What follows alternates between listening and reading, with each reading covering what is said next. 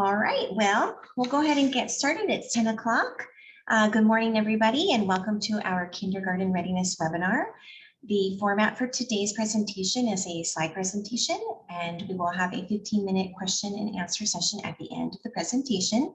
If you have any comments or questions as you listen along, feel free to use the Q&A box, which is provided below, so we can make sure we're addressing as many questions as possible during today's presentation and at the end of the session.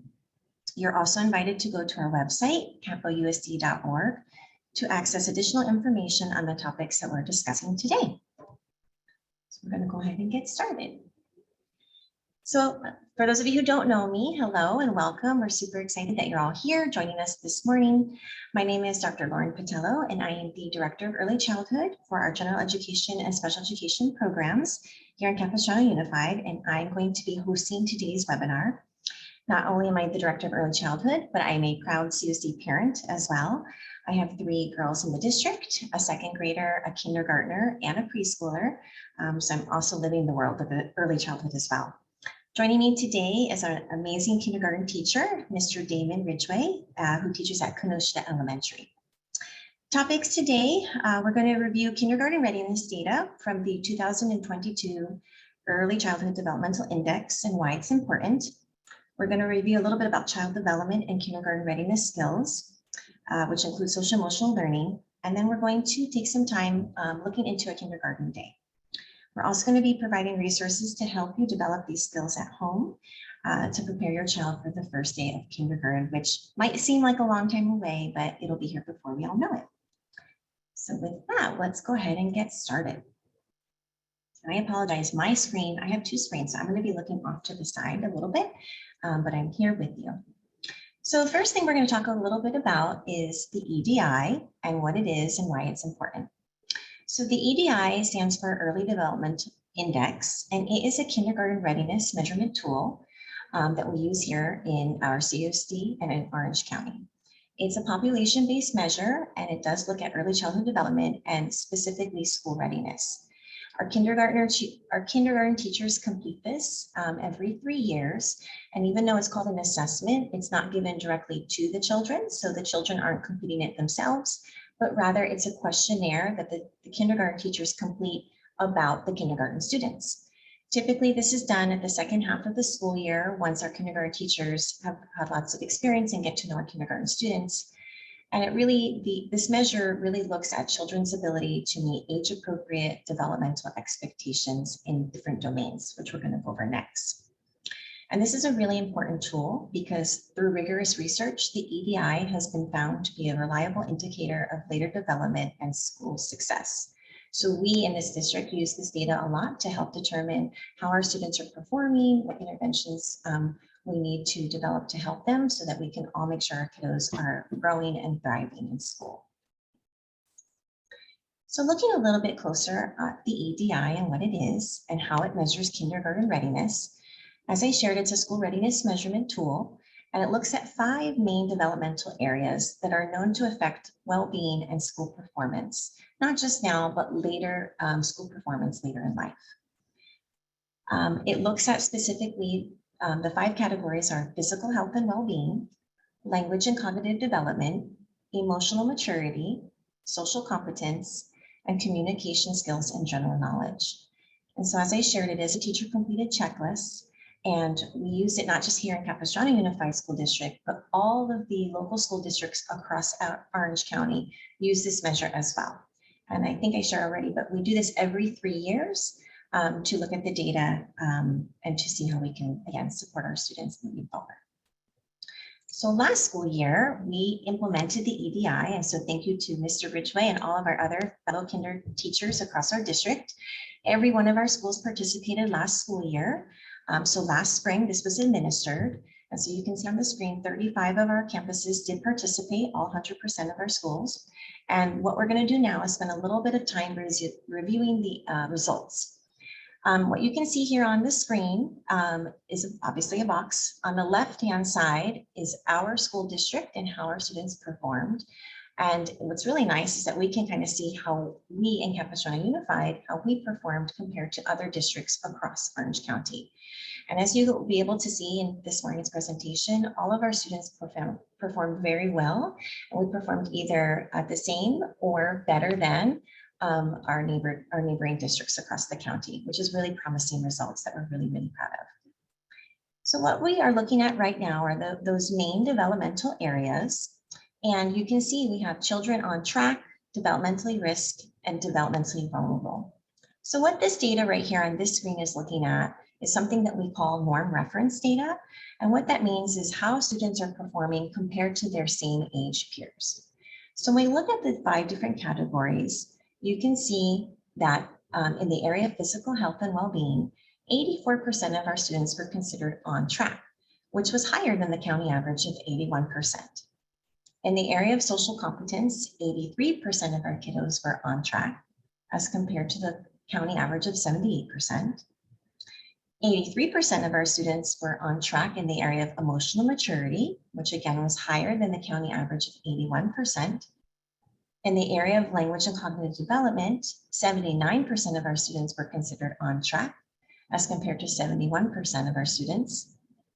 And then in the area of general knowledge and communication, 84% of our students were considered on track as compared to the county average of 76%. So overall, these scores are very promising and showing that the majority of our students are considered on track where they should be developmentally as compared to their same age peers. The last score right here might look a little alarming because it's a lower number, but what this category is showing is how many students performed on track in every single category.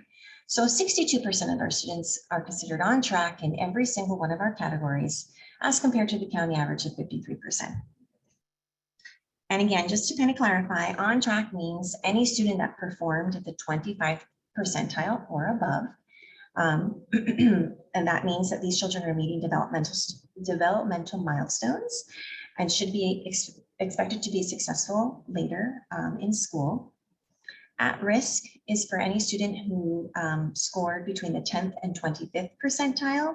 And these children are not considered vulnerable, but they may benefit from additional supports. And then anybody who scored in that developmentally vulnerable, those children are considered to be at risk and may have greater challenges in school later. So those are definitely the kiddos we want to identify and help support moving on. Now we're going to look at the data a little bit differently, and we're going to look at the different categories and how they break down. So physical health and well-being, they have 3 different sub areas. And now we're looking at the data a little bit differently. On the last slide, we were looking at data how children compared to other children of the same age.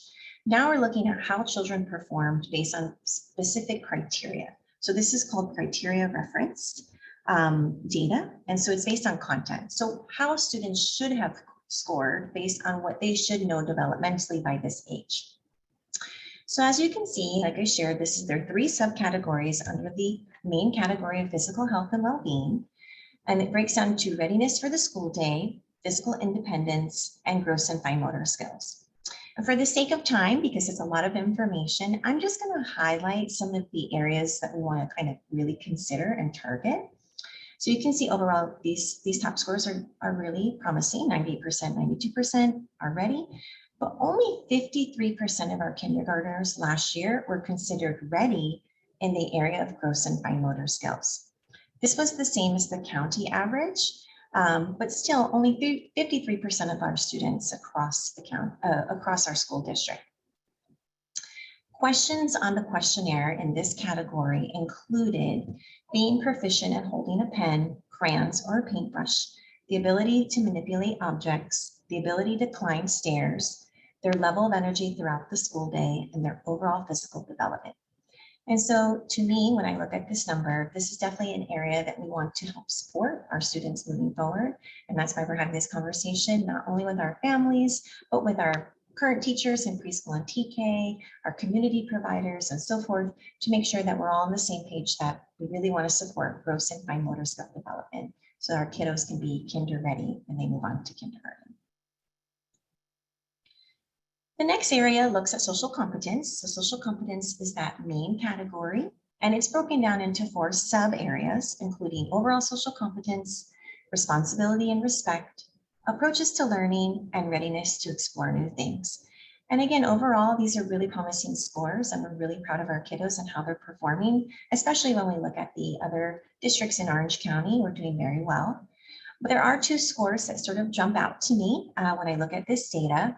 So overall social competence, again, only 53% of our students were considered to be ready in this area, higher than the county average of 46. So this shows that across the district, or excuse me, across the county, this is an area we probably all need to support. And coming out of a pandemic, it may or may not be a little bit surprising, right? But the area of social competence included overall social emotional development, the ability to get along with peers, playing and working cooperatively with other children, and showing self-confidence. So those are definitely skill sets that we want to continue to really focus on and help support in our young children. The other area that sort of jumps out to me is the approaches to learning. 67% of our kindergartners were considered ready in this category. Again, higher than the county average of 60, but we definitely want to get that score a little bit higher the next time we administer this assessment. Questions related to this area included listening attentively, following directions, completing work on time, working independently, working neatly and carefully, being able to solve day-to-day problems independently by him or herself, being able to follow one-step directions, the ability to follow classroom routines, and the ability to adjust to changes in routine. And as Mr. Ridgway will share later today, those are definitely important skill sets for our kindergartners to have, what we call ready to learn skill sets. Now we're going to move on to the main category of emotional maturity, which breaks down into the following sub-areas, including pro-social and helping behavior, anxious and fearful behavior, aggressive behavior, and hyperactive and inattentive behavior. And overall, we're doing really well in this main category. Again, the only number that's sort of jumping out probably to all of us, right, is that 47%. So only 47% of our kindergartners last year were considered ready in the area of pro-social and helping behavior. Again, higher than the county average, which is good, but definitely an area we want to help support in. Pro-social and helping behaviors included, the questions on the questionnaire included students trying to help somebody who's hurt, volunteering to help clean up a mess somebody else has made, trying to help stop a quarrel or dispute, offering to help other children who might have difficulty with a task, comforting another who's upset, helping pick up objects if somebody has dropped something, inviting others to join a game, and helping others who are sick. So really a lot of those helping behaviors. The next area looked at some pre-academic or academic skill sets, including language and cognitive development, which breaks down into basic literacy skills, interest in literacy and numeracy and memory, advanced literacy skills, and basic numeracy skills. And I'm really proud to share that these scores are really amazing. Our students are doing so well in this area. As you can see, 88%, 83%, 86%, and 90%. This is really suggesting that our kiddos are coming in with a really strong pre-academic foundation. And these are definitely higher than the county averages. So we're really proud of our kiddos. We know that you guys at home are working hard with them. Our preschool and our TK teachers are working hard with them. And so they're definitely coming in with a strong pre-academic skill set. So nothing to really target in this area, if you will.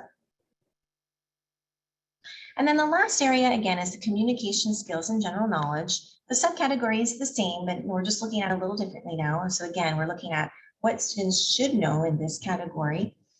And only 52% of our kiddos were considered ready, higher than the county average of 42, but we definitely want to improve that score a little bit and help support our kiddos in this category. Questions on the EDI questionnaire included ability to use language effectively in English, the ability to listen in English, the ability to tell a story, the ability to take part in imaginative play, the ability to communicate own needs in a way that's understandable to adults and peers, the ability to understand on a first try what's being said to him or her, the ability to articulate clearly, and answers questions showing knowledge about the world. So really being able to be an effective communicator and to express themselves effectively and listen effectively. It's definitely something we want to focus on. So it's a lot of data and a lot of information, but what this really breaks down to, our key takeaways, is that there are definitely a couple areas we really want to focus on in early childhood to really help our kiddos come into kindergarten and really being well-rounded and prepared. And so those 4 categories we really want to focus on, again, are gross and fine motor skills, overall social competence and approaches to learning, that pro-social and helping behavior, and then general communication skills and general knowledge. And so I think an important key takeaway is that kindergarten readiness is really more than academics. And I know when I get a lot of parent phone calls or questions, and sometimes families ask me, how do I know my child's kinder ready? Oftentimes we think of those pre-academic skill sets, being able to count, knowing our letter names and sounds, knowing our shapes and colors and those kinds of concepts, which are definitely important and things we definitely want to continue to work on. But this data really shows that there are other areas we really need to develop and foster support as well. So it's really more than academics, it's really the whole child and all the aspects of development. So really we got to put a little bit more emphasis in the areas of social, emotional, language communication, and physical and motor development. We're going to talk a little bit now how to do that.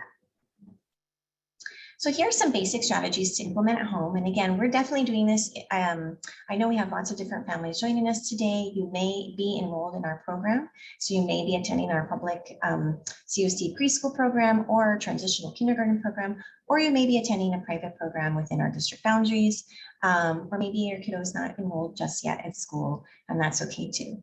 So if you are enrolled in our schools, we're definitely targeting these areas, but these are some strategies that you guys can work on at home with your kiddos as well. So to promote social development, we would encourage you to provide as many opportunities to interact with same age peers. Again, whether they're attending school or not, or daycare, there's lots of different opportunities for you to provide your child to engage with others their age. So playing at the park, having play dates, going to community-based classes or events. The more opportunities that your child has to interact with others and practice talking with one another and engaging in those social interactions and conversations, the more prepared they'll be to engage in those social interactions when they come to school. Something else you can do is talk about what it means to be a friend, because believe it or not, friendships are actually very big, especially little ones. As I shared earlier, I have a preschooler, she's 3, and she thinks everybody's her best friend, which is great, but she doesn't really fully understand the concept of what it is to be a friend and how to define that. So we spend a lot of time talking about that at home. But you can have simple conversations with your little ones at home. You can talk about what it means to be a friend, that friends use kind words, friends share toys and materials, they're kind with one another, they take turns, because believe it or not, these concepts really need to be taught to our little ones. Children don't necessarily develop these skill sets naturally. A lot of this needs to be taught and discussed with them. And then it sounds simple, but play. Play is such an important thing. It's such an easy thing that you can do at home. Not only does it really foster that connection between you and your child, but it allows the child and you to really practice some of those important play skills and social interaction skills. So just playing with your child, you can be modeling really amazing skill sets, such as exchanging play ideas, taking turns, sharing, etc. So just getting playing with them 5 to 10 minutes a day can really make a huge impact on their play skills and their ability to interact socially with one another. Now we're going to spend a couple minutes talking about strategies to implement at home to support emotional development. And so again, if you have a little one at home that will be going to kindergarten, right? They're probably around 4, right? Maybe it's getting ready to turn 5. They'll have to be 5 by September 1st to start kindergarten with us. And we know that 3s and 4s are kind of living in the age of big feelings. And I'm sure when they get to kindergarten, we still have some friends that have those big feelings, which is developmentally appropriate at this age. So that's, again, typical development, but we want to help our kiddos navigate how to experience those big feelings and what to do and how to process them. So something you can do is really encourage children to identify and name feelings.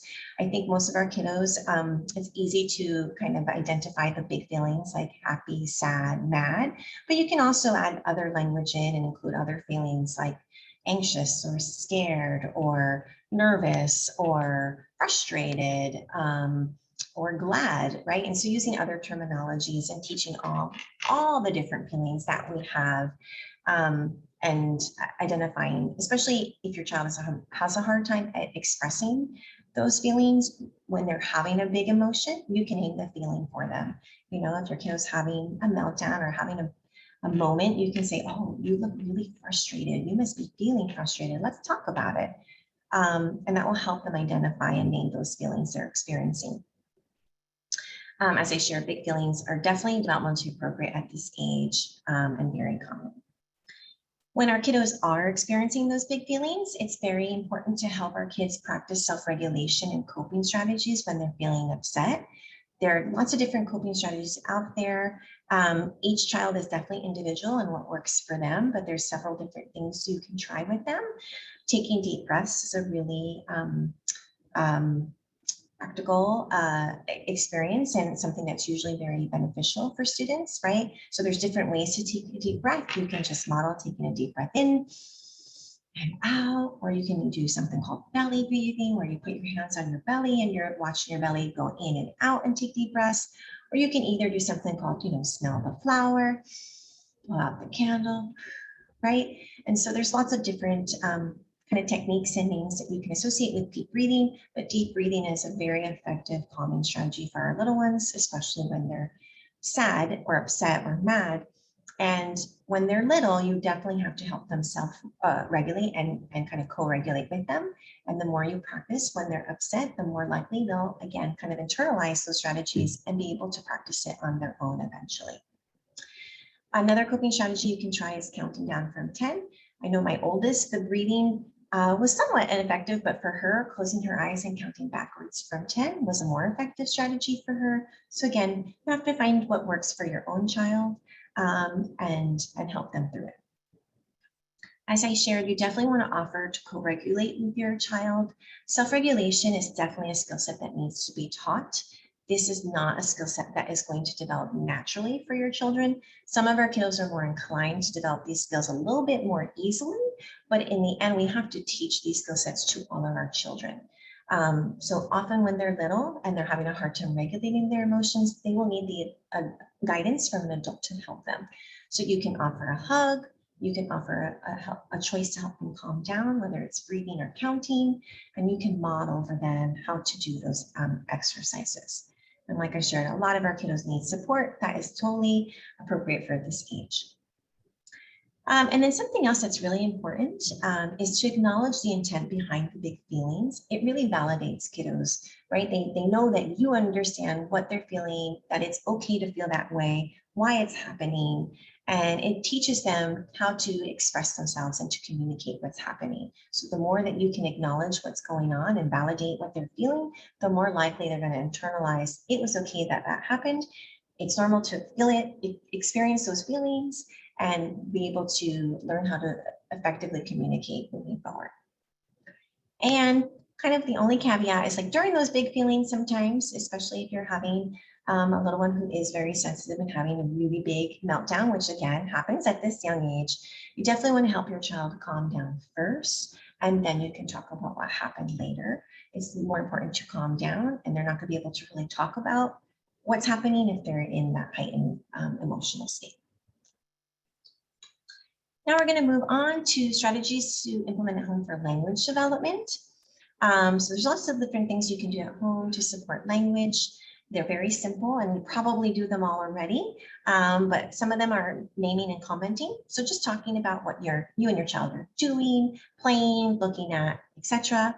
When they're really little, using short phrases and repeating keywords is very helpful. But the focus is for children to hear lots of language accompanying their play and actions.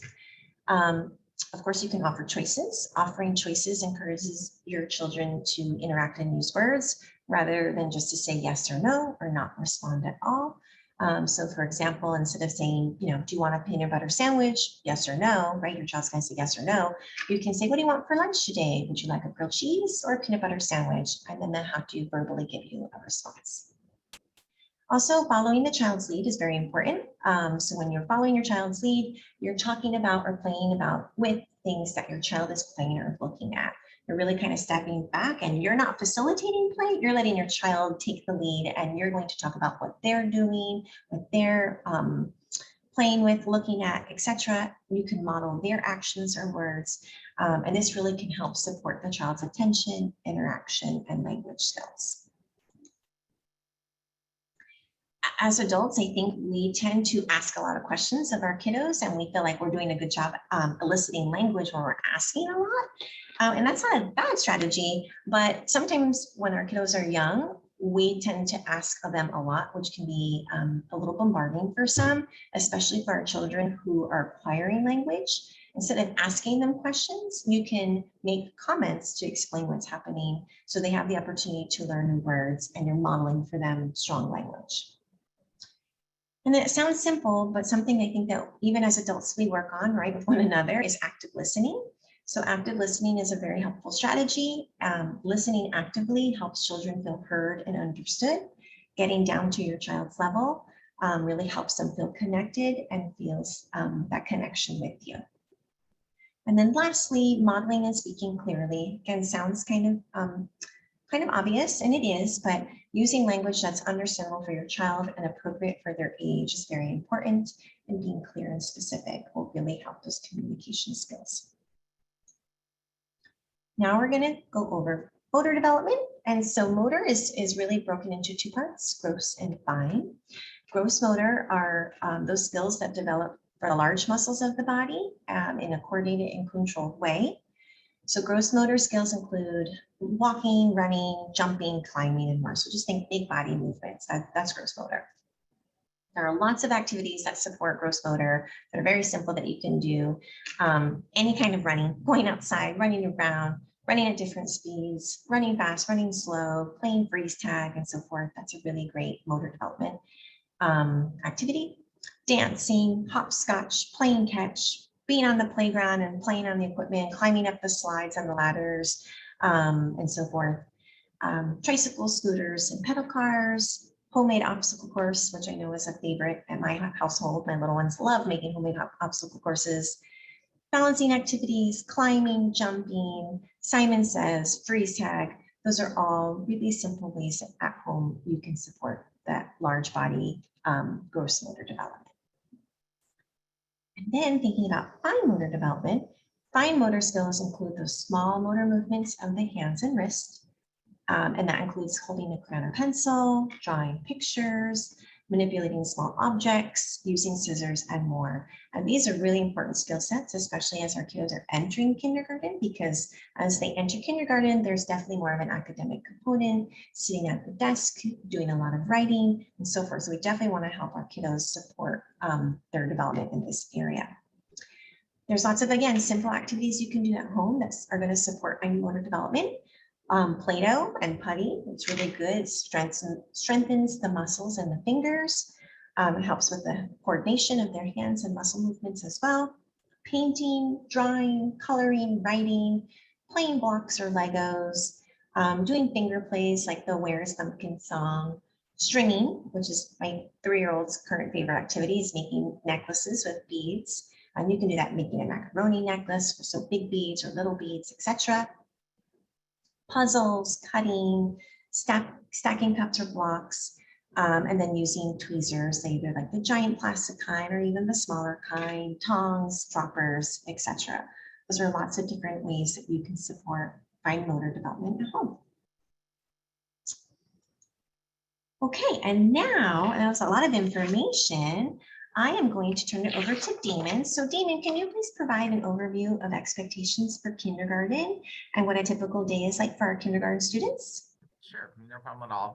So just so you know, I have taught kindergarten for 18 years and I've been a teacher for 32 years. So I have a good mix of what's going on and with the kids. And through the pandemic, we're definitely coming out of a very difficult time. I taught personally online for an entire year with 32 kindergartners from 9 different schools all around the district. And that was a challenge. They were on with me in different arrays, small group, whole group, one-on-one, but very similar to the classroom. And now as we're coming out of it, we are seeing in the classroom these exact areas. Social emotional learning and fine and gross motor skills are really an area that we need to work on, because honestly, every child in the country can come using a smartphone or a tablet. Every child in the world knows how to do that. And it's a default, which I get for a lot of parents, but it's something that when they come, being able to really communicate with each other and being able to work with other kids is such an important facet, because they're coming from either no program at all or a half day program to a full day kindergarten program. And that's very rigorous. That's a huge change. And a large part of kindergarten for us is social.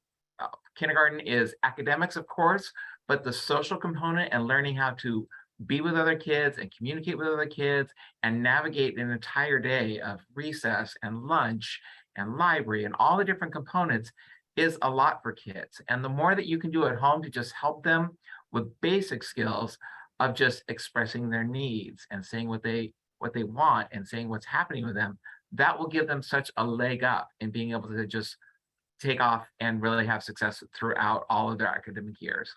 So with these kids, when we come to kindergarten, they're going to be doing a lot of different whole group activities where they're going to be sitting and focusing on the teacher. They're going to be doing small group activities where they're working with other kids or working with an adult. And then they're going to be doing some one-on-one activities where they're really just have to focus on their own to do things like that. So that's throughout the day. And the biggest part that they need to do is they need to be able to hold a pencil. They need to be able to actually use scissors. And you'd be amazed at how many children have never or very little picked up a pair of scissors in their life. And you can just see with kids like that. But those skills are just something that they just need practice with. And Lauren did an excellent job of saying Play-Doh and Legos and blocks, and just really having a chance to sit with your child and talk to them, because that is what they need to be able to do. And some kids really just can't. And they've never used a glue stick. They've never been able to cut and glue something onto a paper. And when I've got 24 kids in my class, I'm working with them all and helping them, but it's a challenge to go around and to show a child, this is how you hold scissors, and this is how you cut away from your body and not into your body, or we don't hold a pencil like this and do that different, like scribble on a paper. So we practice all of those, but the more that we ask parents to do is just help your child to just work with it and just try different things, not to become an expert on it, but to work with different things. And the other thing is while I do have a role of parent and teacher and a daddy and helping everyone, you'd be amazed at how many kids cannot use a Kleenex on their own because someone has swooped in and helped them use a Kleenex. And this fall has been very challenging. There's been a lot of respiratory, a lot of just using Kleenex. And it's something that we just are trying to explicitly teach to the kids because it's so important. You know, using your germ corner, using Kleenex, everything's like that, being able to open up your backpack, get your lunch out. There's a lot of little things that you don't think that your child's going to have to do because they're one of 24. And there's a lot that's going on there. Tying shoes, being able to like go to the bathroom and buckle your pants back up and put your belt back on. They're little things, but they're easy just to practice. And honestly, 5-year-olds are amazing because they want to do it on their own and they want to have independence. And the more independence and the more regularity you can put into their day of, we get dressed this way and we make sure everything's ready to go and I've got my backpack for the car ready to go, the more they like it and the more safety and security they're going to feel in there. And that's just that's the biggest part of K that I just try to communicate to parents is parents do a great job working with homework and academics and letters and numbers and counting, but it's little things like when you give a child something to count, have them touch and move. That's another fine motor skill of touching and moving and things and counting. When you're folding clothes, have them count the pairs of socks, have them do different things like that. Sing a song with them, count how many steps you know to go to the car. Different things that is just engaging your child in talking and engaging your child in being able to communicate with you and to do more than just a very yes, no, do you want this? And Lauren was excellent in that. The best thing you do with a child is just offer them 2 choices. Would you rather brush your teeth or, you know, fold your clothes first? Something as easy as that in the house. Or would you rather, you know, put away your cereal bowl or go, you know, get dressed for the morning? They like that semblance of choice. It gives them much more of independence and it gives them more of what they're going to need to do. And when they come to the classroom with us, they need to have more of that.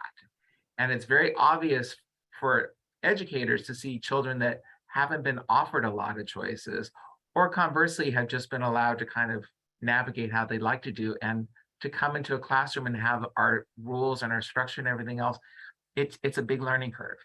And the more preparation you can do for that, the more they can help regulate their emotions, the more they can do different self-regulation, and also just learning how to navigate.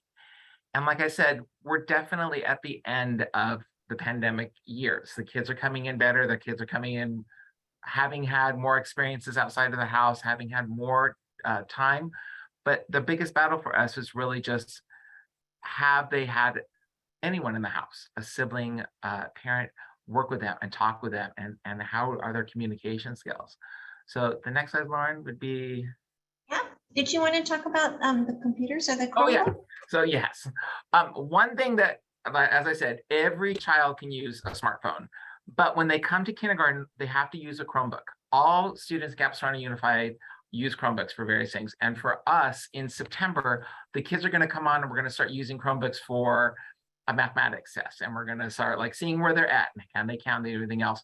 And if parents can just even expose children to a Chromebook and to a mouse and different things like that, that would just help and give your child another leg up. They don't have to practice on it, but they need to be able to see a keyboard. They need to be able to know that if they push these buttons, they're going to be able to make letters come up. They need to know that a mouse is going to move a cursor on the screen, because that is just such a challenge. But Chromebooks are an integral part of elementary now.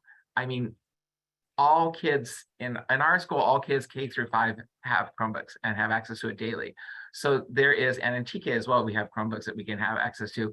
It's just an important part, and it's something that if as a parent, you can sit with your child and be able to really take some time to just have them navigate and have them try and show that one-on-one with you is a nice bonding experience. And it's also something that is more difficult for me as a teacher to try to navigate with all of my kids, especially when we're learning everything else. And to just have a little bit more familiarity with that. And it can be anything, but it's really just having them do something other than a tablet or a smartphone, and having them just know that technology is a different way to access it. And it's the same sort of thing, but you might not be able to touch the screen and have it move. You're going to have to manipulate it in a different way. Thank you, Damon. Or Mr. Ridgway, okay. Okay, so with these, our academic concerns are really like, the biggest thing is being able to write your name or an approximation, being able to hold a pencil, recognizing your name and not knowing that your name, you know, what your name is, and not just your nickname that you use at home, Junior or something like that. Recognizing some of the alphabet, knowing that some of the sounds are there, counting, being able to count out loud, being able to count 1 to 1, just practicing 1 through 10. And if they can go more, that's great. They can keep going on there. But really just being able to count, speak, talk, engage, and being able to, when they come into a classroom, if their name is written somewhere, they can recognize, oh, that's my name, you know. And for me in my classroom with Ridgway, R is my special letter. And so the child should know minimum that if their name is, you know, Max, that M is their special letter, something that they're attaching to this, and that my mommy has a special letter, my daddy has a special letter, and making it a game and trying to find the cereal box. What letter is this? What shape is this? What color is this? Just the more you can engage with your child, the more they want to talk to you. And this is the biggest one that we talk about with all of our parents, especially in February when you come to kindergarten roundup. You will go to your child's homeschool and you will have a chance to talk about how you enroll your child and what's going to happen. And these are the biggest expectations for kindergarten that we just need parents to really work on with their child one-on-one. And the biggest one is just sitting and listening to another adult, you know, for small groups of time, but being able to sit and to listen, following simple 2-step directions. Like, first, I want you to go blow your nose, and then I want you to go throw it in the trash can. That's 2 steps to kind of do that. Or I'd like you to go and pick up your clothes off the floor and go put it in a drawer. Something like that, where they've got to do one thing and then a second thing. Being able to verbally express their needs. I need to know if you need to go to the restroom, or if you're feeling sick, or if someone has done something to you, because I can't intuit it on my own. So they need to be able to tell me what's wrong, and being able to tell what's wrong as well. And I'm very good at kind of reading the room, but it's something that with little ones, they need to be able to express to their teacher what they need. Being able to talk to other kids and understanding that you want to look at the person that is speaking to you, because a lot of my kids just turn sideways and I'm like, oh, honey, look at me when I'm talking to you.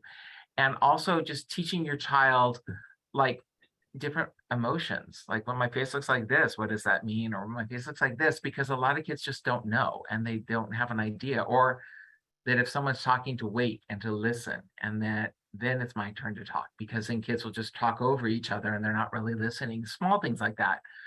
Tying shoes or using Velcro, much easier. Dressing themselves, like I said, snaps, buttons, jackets, sweaters, everything like that. They need to be able to get it off and put it back on by themselves.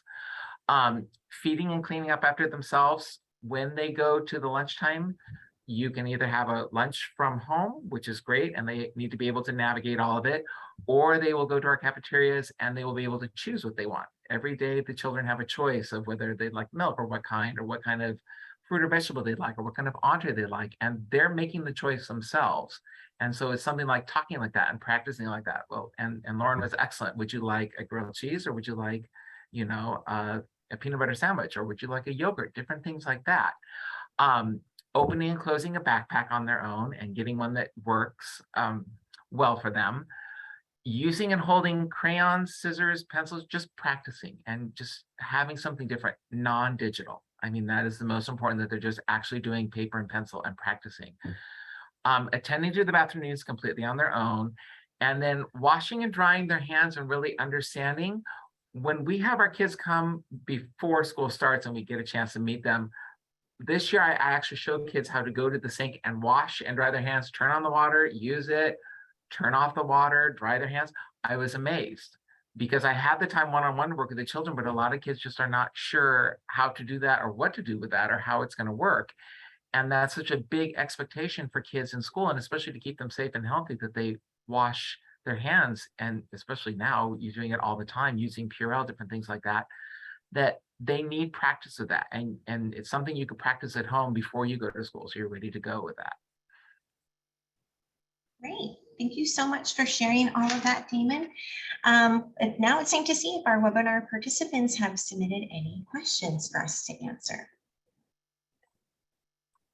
Yeah, we had one question relating to the Chromebook and Readiness. Are there any apps or programs that parents can use now to get their children more ready to use Chromebooks and tablets? There's a great site called starfall.com, and it has got some different learning things in there, and there's a free aspect to it that they can log into and just practice, and it's got some alphabet games and letter games and different things like that. And with the Chromebook, it varies. I mean, there's not a huge Chromebook time in school. It's just a matter of the kids need to be able to manipulate and work on that and be able to do that. So like Starfall is a great one, because the kids are going to be using, we use iReady, which is a math program in the district. And then other schools can use iReady. We use iReady Math. There's iReady Reading, there's Amplify, there's different programs that support our reading instruction and that support our math instruction. So something that they can do there, like Starfall is an easy one. There's lots of different ones there, but that's just an easy one I point parents to, because it's something that is academic. It's got a kindergarten section, and it's got a lot of simple things like songs, like Mary Had a Little Lamb, a lot of traditional nursery rhymes that kids aren't hearing as much, that they could really kind of work on. And then Go Noodle is a great, it's an interactive one where the kids can actually do exercises, and we use that as like a brain break in the classroom a lot. And then a lot of kids have a lot of time on there. There's in YouTube, there's a man named Jack Hartman, and he has got a ton of academic videos. He's got letters and counting and seasons and everything you could possibly think of. He's very engaging with the kids. And again, they're 2 to 3 minutes. They're very short. And it's something that, you can work with the kids and make it so that it's something fun, and it's something that they love. It's digital. They can see it. They can sing with it. And we do a good morning song with Jack Hartman. We do 5 different ones every day of the week, and the kids love it. They know the songs and they know what they're going to do. And it's also moving their whole body. So they're getting their whole body engaged, because they definitely need to move a lot. You mentioned that the Chromebooks are used every day. Do you have an idea of how much time on average a child will use it? We have like a minute. We'd like to have the kids, like, so say with iReady, if it's 30 to 40 minutes a week, it's over the time a week. And it would be something that in my own classroom, it's maybe 15 to 20 minutes. So it's something that's a part of it, and it could be in a small center, it could be a whole class thing. So something where I'm able to monitor with that one. But it's really, for us, in the end of a longer day, it's something that we do later in the day that we can do, so that the morning time is really our phonetics instruction. It's our math instruction. It's our small group when they're the freshest. And then at the end of a 6-hour day, it's something that we can work on and come back to and refresh.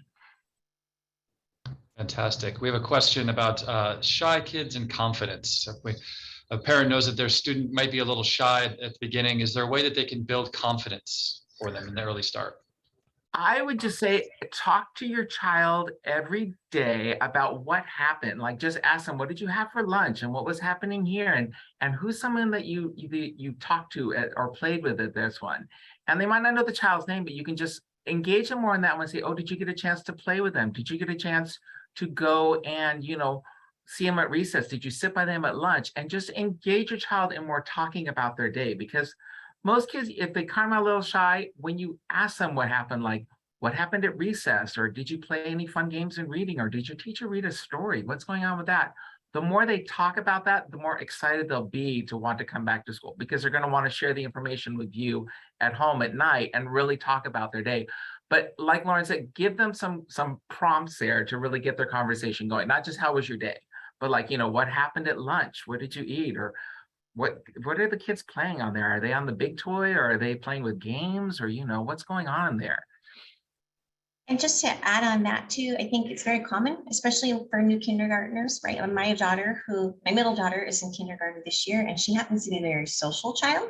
But I noticed as she was entering kindergarten, she had some social anxieties, and she was very worried about making new friends, because for most of our kindergartners, they're going to a new setting with new peers that they may or may not know from preschool or TK, depends, right?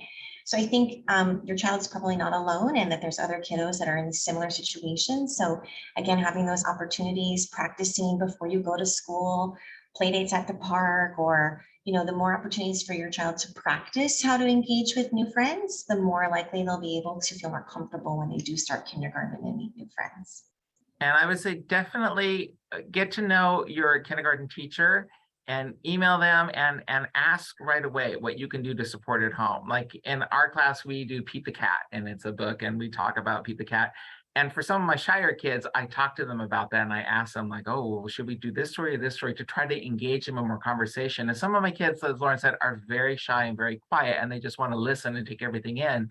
But I do try to touch base with the moms and dads at pickup, or even by email, to just see what's happening with your child and how are things going, what's going on there, because it's something that as a parent, to just touch base with your teacher, it tells us so much more, and it fills in so many more blanks for us that we know what's going on. Or if they are feeling shy or anxious or nervous, or if there's something else, communicate that with your child's teacher, especially things like lunch. Lunch is a time when we're not with the kids, and if there's a problem with it, they're not eating or they're not sure how it works, communicate that with your child's teacher so that we can fix it, and we can fix it so easily, and like that they're going to have choices is a big change, and it's not the same every day. It changes every day a little bit.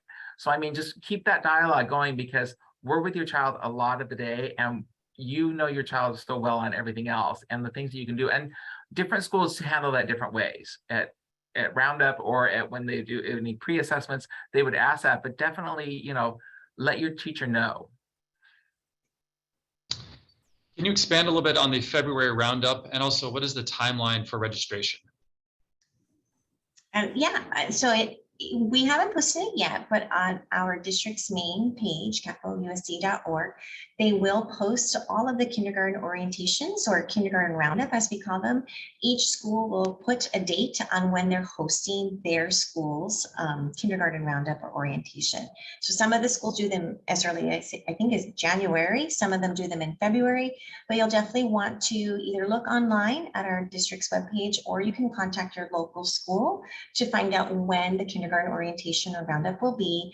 Some schools are going back to doing them traditionally back in person, where some schools are still doing them virtually. And Damon can speak a little bit more to that, but typically it's a brief presentation on, again, the expectations for kindergarten, when you can start registering and enrolling, how to get the packet, and so forth. But that's typically what each school covers at those roundups. I don't know if you want to add anything to that, Damon. So yeah, it's definitely reach out to your school, or if you are schools of choice, you would want to talk to the school that you'd like to go to.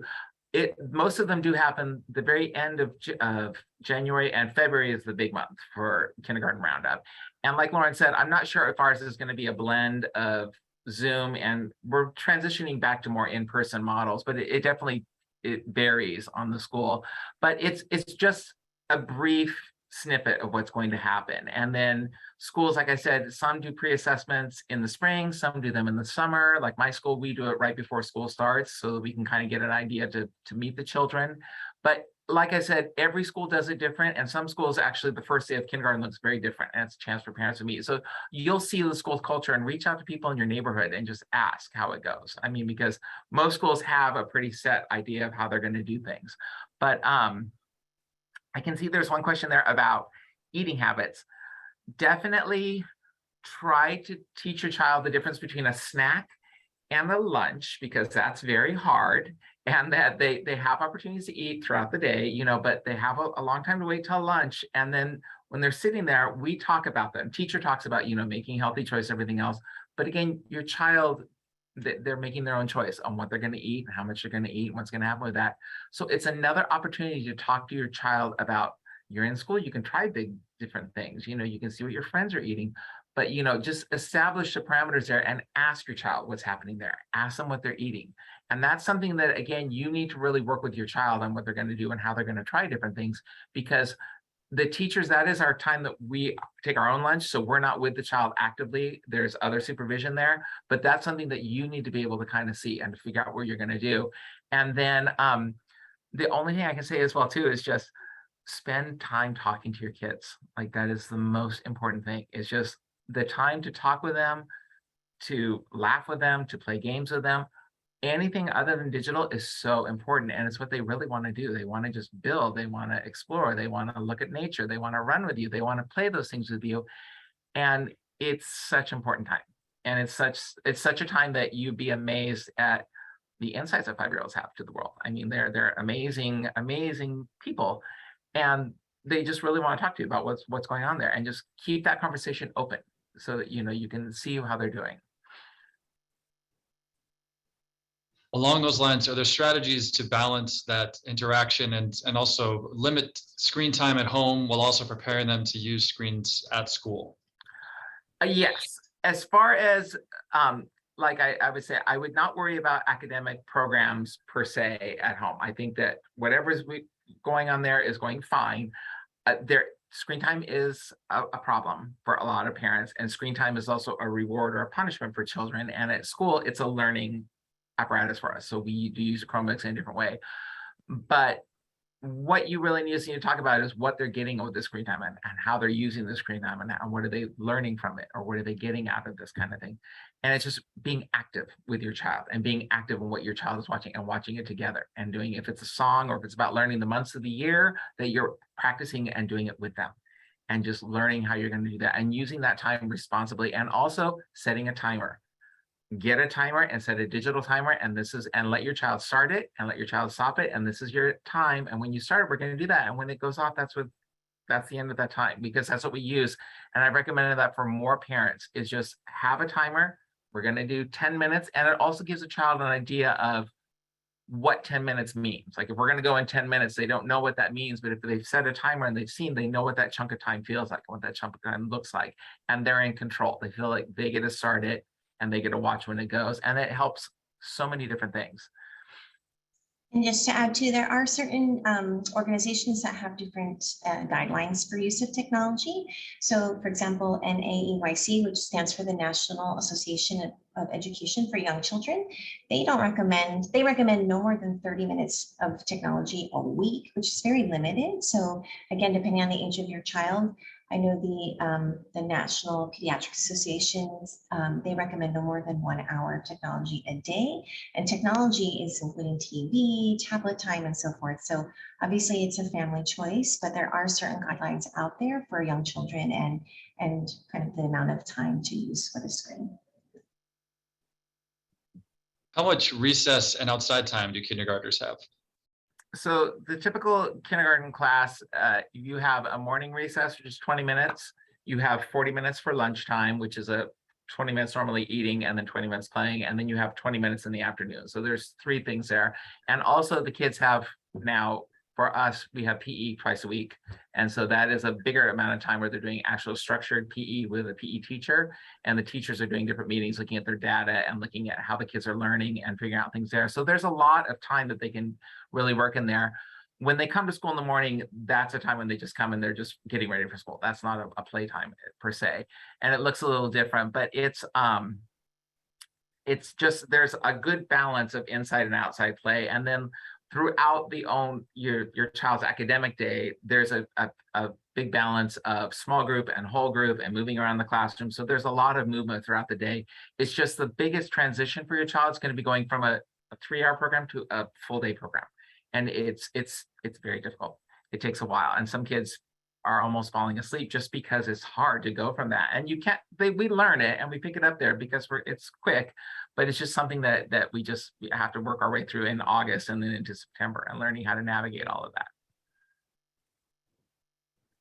And one last question. Is there any homework in kindergarten or anything that they'll be doing outside of class? That varies. So the homework can look it varies with this. We personally don't start homework until January because we need a chance to learn and grow and everything else. And that's not very much. It's very limited. It's more reading small pre-decodable books with the parents at home. It's practicing their letters and writing and different things like that. Another opportunity to really engage with your child, but it varies school to school. And I know, like I said, pre-assessment before, that's just an idea so that the kindergarten teacher can get to know your child. How many letters do they know? How many are they going to talk to us? Are they very shy? What's happening there? It's a chance for us to really kind of see how we can create classes based on your child, based on what we don't know your child. Like, we need to know how are they going to work with other kids? What are we going to do here? Does your child know all their letters and count to 100? Or does your child know part of their letters or different things like that? So it's just an assessment for us to see how your child is and how ready are they for coming to kindergarten. I'll share, as a parent of a kindergartner, my daughter has a monthly activity sheet, and that is her homework, and she gets to choose each day what activities she likes to do, but there's kind of a menu and different choices. It might include like some math workbook pages, it might include handwriting pages, it might include like a math game, moving math tiles. So at least our school really has kind of a lot of child-led homework activities, so that by the end of the month you've done all of the activities, but it's up to the child, and then reading with your child each night for about 10 to 15 minutes. So, okay, so any other questions, Jimmy, or was that the last question? That was the last one. We're good to go. Awesome. Okay, so a couple more things before we end today. We do want to share in this presentation, you will find linked the Kindergarten Readiness Guide. It is both in English and Spanish, available to our families. And we also just want to point out a couple of the additional resources for you all. Our Early Childhood Programs website, which I don't really have time to take you to, but if you click on this, it takes you directly to our Early Childhood website, and we have lots of different family resources for families. We will be linking this presentation there as well as the Kindergarten Readiness guides. But we also have, when you go to the screen, you'll see 4 squares to the right, and one of those buttons includes family resources. And so there's lots of different strategies to support development in different areas. Also has different community resources, our partners, our different community partners, and so forth. And then there's a separate button on upcoming events and family workshops. We host a lot of different parent workshops within our district. We also have a lot of different community partners that do a lot of different family events, and they range from, again, parent workshops to actually fun events in the community. So we try to put everything there. So if you're interested in knowing what's going on either in our district or in the community, I would encourage you to visit that webpage to see what's happening. And then last but not least, we also have the Family Resource Center. We have here at our district building, but we also have everything digital and online as well. And there's every kind of any resource you can imagine, from, again, supporting communication to nutrition and healthy eating habits to various disabilities and so forth. So there's a plethora of resources there as well. And that concludes our Capistrano Unified webinar for today. We encourage you to check back at Capo USD in a week or so you can download a copy of this presentation and forward a copy of this webinar for anybody who could not participate and join us today. We, again, encourage you to enjoy and share our kindergarten readiness guide that addresses what kindergarten readiness is and why it's important.